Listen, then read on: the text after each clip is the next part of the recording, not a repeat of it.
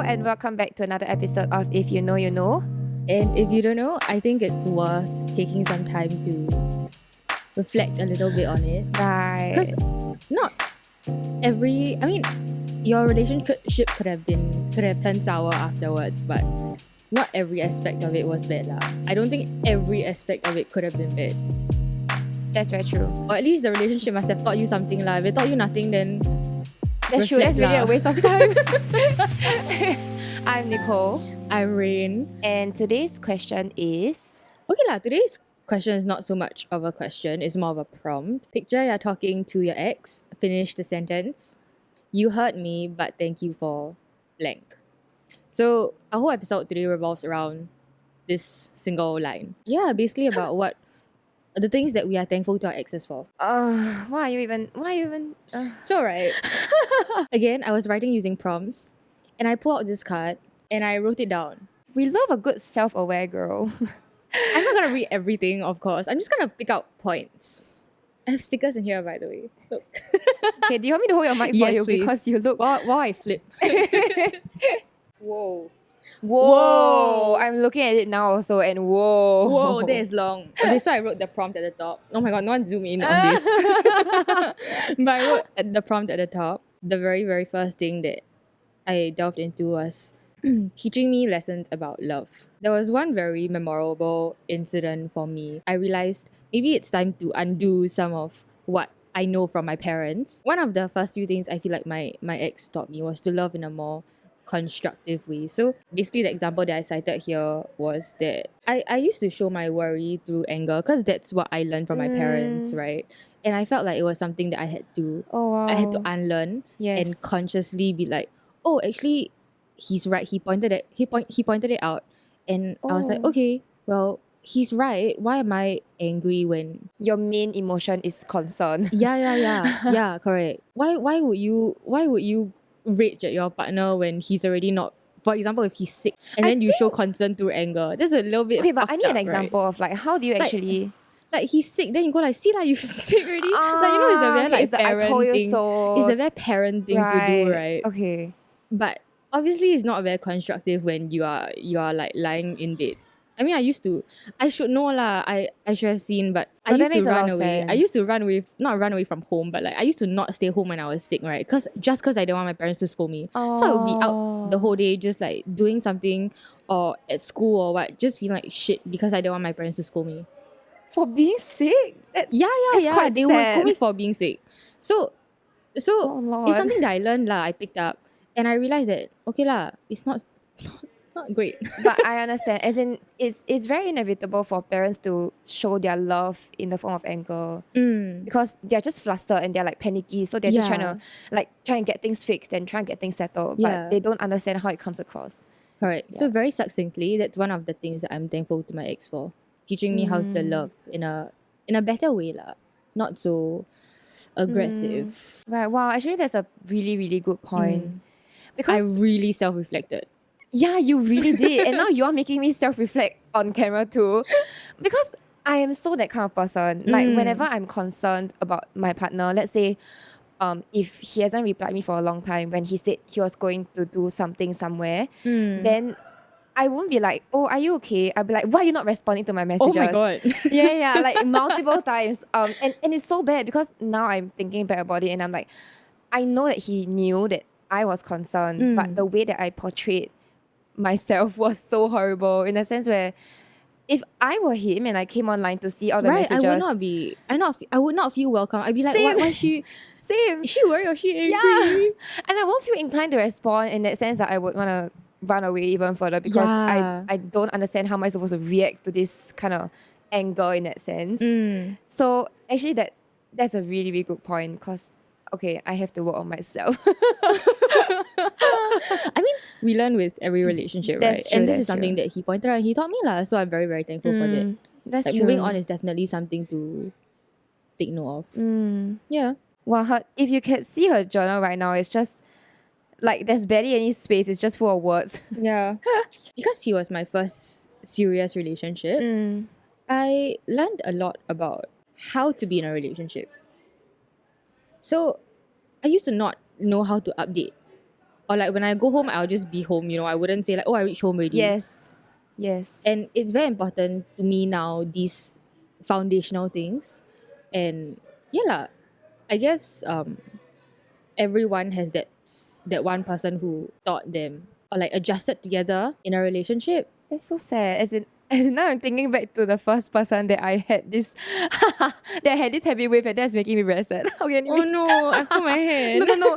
It's okay. As in I was thinking, wow, like Right? that was such a, as in, because that was your first relationship and Yeah. it lasted so long, but for mine it was so short term and it was so long ago that like so many things have happened since then, but I realized that was part of the baseline right. that I like had. and then you build from that afterwards. Oh my god. Yeah, that's such an important thing to learn in a first relationship. And I think that I learned it from him because in our first few, not arguments, but it was more of like a, hey, why you never do this? It was very like, why you always never update me when you're home, or why you always forget to do this or forget to He do had that. to call you out. Yeah. Because I really didn't know. Like to Right, me, yeah, it wasn't yeah. anything that I had Yeah. to do. Yeah. I just liked texting this person, and so I did. But all these small little things, right? It adds up. Yeah. I wouldn't say that it's controlling. I would just say it's part of what being in a relationship is, lah. And again, it's just a level of concern thing. Like they care for you, but it's Mm. just if you were to take it in the wrong way, then you might get a bit triggered. Like, why is he so controlling? But actually, he really means well. Yeah. I maybe some people might feel like it's concerning. Like I then concern for her. Leh. maybe some people might think it's controlling, but to me it's not lah. Like it's just I don't see it as basic controlling at courtesy. all. Leh. I feel basic courtesy in a Yeah. relationship now. To me, if a friend of an opposite gender were to ask me like, hey, text me when you're home, Yeah. it actually makes me more happy because a lot of my guy friends don't even do that. It's more of my girl friends that are like, oh, text me when you're home, because we're so used to She that. does that to me also. Yeah, as I should, because there is that level of uncertainty and fear, and I just want to know that you're home safe. Yeah. But Correct. I realize that a lot of guys, as in they're just unaware and ignorant in that sense. Okay, ignorant is the wrong word. They just don't know lah. Ignorant. No lah, they just don't know. They just don't know. Yeah. Probably don't know. And I don't blame them. yeah, I mean, it's not out of malice or yes. that the fact that they don't care about you. They just Yes. don't know. Yeah. So it's fine. Like it's personally fine to me if the guy doesn't text me, but like to ask if I'm home. But I realized that my previous two partners, like they always did that. And that made me very happy because it showed that they care about me even in the littlest of things. And that they notice lah that like if I'm going home exceptionally late at night, or like I have a night out with my friends and I'm like on the Grab alone, or like I can't get a Grab and I'm just standing at the side of the road Yeah. and like trying my best, then they're like, oh, like text me when you're on the cab, text me when you have reached home, Yeah. and like text me when you're about to sleep, that kind of thing, so that I know like whether you're alive lah. Yeah. And Yeah. I think like it's something on that, right? Like one thing that I appreciated about my ex was that sometimes when I would be on the Grab home, I would send him my location Right. and he would actively track it, especially if I said, hey, I feel like I'm not very safe. right. he yes. would make sure he watches it, and then only It's when going I where it say should go. yeah, and only when I say I'm home already, then he'll be like, okay. Actually, that's very true because Rain is the kind of person that would send people her live location. Like no, I as send in- everyone no, my as in, it's a location. good thing because only with my last ex, I actually went on to Telegram settings to turn my live location on. Oh, Yeah, because there are two options on Telegram. Basically, you send the current location, yeah. which is like only where you're at this particular point in time, Yeah. and not tracking where you're going. But because of my ex, I went to turn on the one that is constantly on. And he would do that to me a lot of the time also. Like, if he's on the way to pick me from somewhere, he would just send me his live location because it's just better. Like, I don't really know how to say, but I never really knew how touched I would be Right, just it's like by the very sending him. simple Like, things. yeah, it's like actually thinking about it makes me so because like it makes me so happy to know that he wants me to care and that he cares, and it felt nice. Okay, what's next on your journal? What's next? This part was like the second last point that I have, right? Right. And it was about being grateful for showing me what love could be. On this point, I elaborated a lot. Because I'm not sure whether it's love, whether it's like I'm not sure what it is, because the relationship turned out so it was It a took mess. a It was a turn. mess. It was a mess. Okay, just putting it plainly, the relationship was not great. I keep thinking, well, I did sometimes feel love, especially in the beginning, lah, but towards the end and middle, maybe not very much. But I still did in some instances.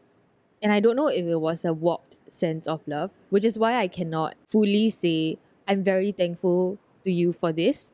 Because what if you warped my sense of love and my perception and I just don't know it? And it's actually not. It's just some toxic behavior. That got real deep. So that's what I was debating here. You think that he helped you figure out what is love through the relationship, but you're also not sure because it's the only perception you had. Correct. A sub point of this would be what love could be in a sense where I know how much I gave to the relationship. It showed me how much I could the extent to which You're capable I'm of capable loving. of. Yeah. It's so good that you're so self-aware because I feel like that will really help when you carry it forward to your next relationship. Like you know that it's not you that fucked up at all, which is why the relationship ended. Because you put in so much effort and you gave so much. I would say like maybe we're just not compatible in that sense. I speaking from like a truly objective standpoint, right? I wouldn't put the blame 100% on him because it takes two hands to clap. What? Yeah lah, he did like a lot of fucked up shit, but probably I mean in the ways that maybe I responded or the ways that like I don't know lah. Whatever it is, It's over. it's over, and I cannot put the blame entirely on him. Yeah lah, it's Okay a lah, she relationship cannot. lah, you know. She cannot, but I can. So I will help her do it. And the blame is all on him. 100%. Thank you. Goodbye. Did you save the best for last? Oh my god, yes. The last thing is a little bit salty, a little bit like petty. Okay, that's But fine. at least the way I phrased it, maybe not. How about you hear and then you let me know what you think? Okay. Lastly, I'm thankful that the end of this relationship allowed me to gain clarity on what I want from a partner, what I should not tolerate, and what I should expect. Why is that salty? I think that's so true because I have the exact same thing every time I get out of a relationship. It always teaches me so much about what my standards are, where I'm lacking, where the other party is lacking, and how we can work on it, or rather how I can work on it in my future relationships. Yeah. I don't think it's salty at all. I think it comes from a place of like true growth. When I first read the sentence, part of me also thought like, oh, am I saying like, oh well, wow, thanks for ending the relationship because I'm so much better off now. I'm so much better off now, But you know? she is. Yeah. That's the reality, is that when you get out of a fucked up relationship and then you have this glow up, right? The guy will always regret. The regret will come so much later, but the regret is there. How you know? Because he has been in your follower request for months. We cannot put it in. Can you imagine? Can Oh you my imagine? God. Can you imagine if we got married? No, I cannot. I can't I will be crying every day. I can't. Can I end this on a salty note? Sure, go ahead, by all means. Do I want to do that? Why not? You know what? Mostly, I am thankful for all the trauma that you gave me. Staring right into the camera. Thank you for the trauma. It builds character. Not just that, but all the trauma that you gave me gives me so much content. Content that I can now monetize. Thank you. No, seriously. Because this is not like the only thing that I have it's not the only content that I've created from my trauma. I've also done assignments from my trauma and potential hope you got campaigns. good grades for those. I did so well. You should. At least that came out. I did so well. That came out good. Yeah. Okay. Actually, I would like to add on, if there is a song that you need to listen to, is definitely Kill Bill by SZA.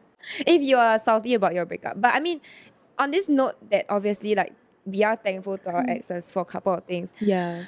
I think like what Rain said previously, like it does take two hands to clap. And on that note, like if I read this quote that said something along the lines of not wanting to blame yourself for a relationship that is over, because for a while like it was good, and it was good because you were in it. Like you are part of it. Aww. Yeah. So don't beat yourself up over it because it was good lah while it lasted. And I think that was my main takeaway from like the most recent relationship that I was in, That it was very good while it lasted, but it just Okay lah, didn't last but your long most enough. recent relationship is also the least toxic relationship. Or it was not even toxic. Okay, Yeah. maybe the previous breakup before this. Like it Yeah. was good because I was part of the contributing factor that made it good. Even though of course like he played a big role in why I was so invested in it, but that was even though it was very short lived. But it was still This your face. it was still a-okay, mate. Okay, yes. And on that note, On the note, Kill Bill by SZA, and we will see you in 2 weeks. Bye. Sorry, I didn't mean to point a middle finger. I did. When you listen to a song, you will understand why.